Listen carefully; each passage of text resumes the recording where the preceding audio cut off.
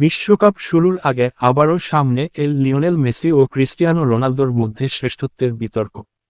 এবার বিষয়টি সামনে এনেছেন ব্রাজিলকে বিশ্বকাপ জেতানোর সাবেক কোচ লুই ফিলিপে স্কলারি। এক সাক্ষাৎকারে মেসিকে বাদ দিয়ে ব্যালন ডি অরের সেরা হিসেবে রোনালদোকে বেছে নেওয়ার কারণ জানিয়েছেন স্কলারি। রোনালদোর সঙ্গে সম্পর্কের কিছু অজানা দিকও প্রকাশ করেছেন স্কলারি।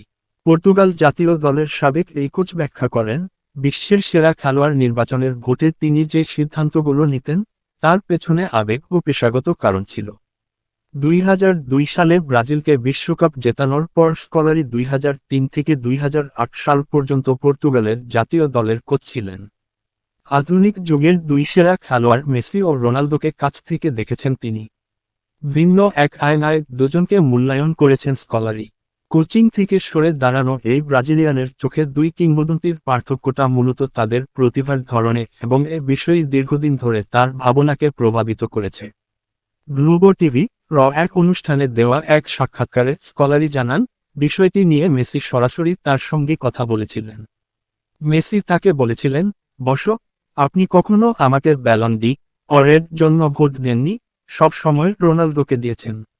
জবাবে স্কলারি বলেছিলেন, আমাকে তো রোনালদোকে ভোট দিতে হয়, সে আমার ছেলের মতো। স্কলারি যোগ করেন, মেসি জিনিয়াস। সে চোখ বন্ধ করলেও বুঝতে পারে বল কোথায় আছে। কিন্তু রোনালদো জন্মগত জিনিয়াস ছিল না, সে নিজের ইচ্ছাশক্তি আর পরিশ্রম করে নিজেকে জিনিয়াস বানিয়েছে। রোনালদোর অমানুষিক পরিশ্রমের কোথাও তুলে ধরেছেন স্কলারি, যার শুরুটা হয়েছিল ম্যানচেস্টার ইউনাইটেডে খেলার সময় থেকেই। স্কলারি জানান, তরুণ রোনালদো ম্যাচ শেষ হওয়ার পরও অতিরিক্ত অনুশীলন করতেন।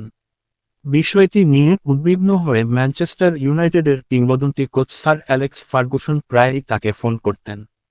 স্কলারির ভাষায়, ফার্গুসন আমাকে ফোন করে বলতেন, স্কলারি, আজ তাকে ফ্রি কিক নিতে দিও না। এখানে সে ইতিমধ্যেই 30টা নিয়েছে।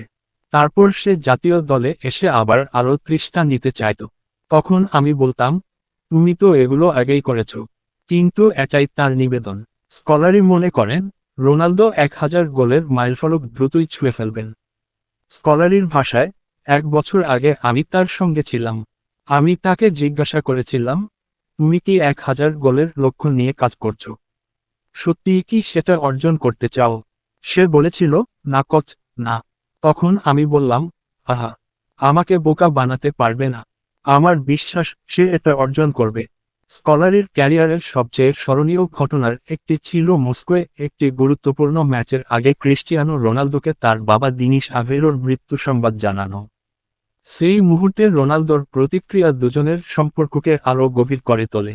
আবেগঘন কণ্ঠে স্কলারি সেই স্মৃতি উস্কে দেন, ওরা আমাকে ফোন করে ঘটনাটা জানায়। আমি মনে করলাম, খবরটা আমাকেই তাকে, রোনালদো, জানাতে হবে। আমি তাকে আমার রুমে ডেকে নিলাম, জড়িয়ে ধরলাম, তার সঙ্গে কাঁদলাম এবং বললাম, চাইলে সে চলে যেতে পারে। কিন্তু রোনালদোর উত্তর ছিল অন্য রকম। সে বলেছিল, সবার আগে জাতীয় দল। আমার বাবা চাইতেন আমি খেলি। আর সেই ম্যাচেই সে মাঠের সেরা খেলোয়াড় ছিল। সেখানে থেকেই তার পরিবারের সঙ্গেও আমার সম্পর্ক আরও গভীর হয়।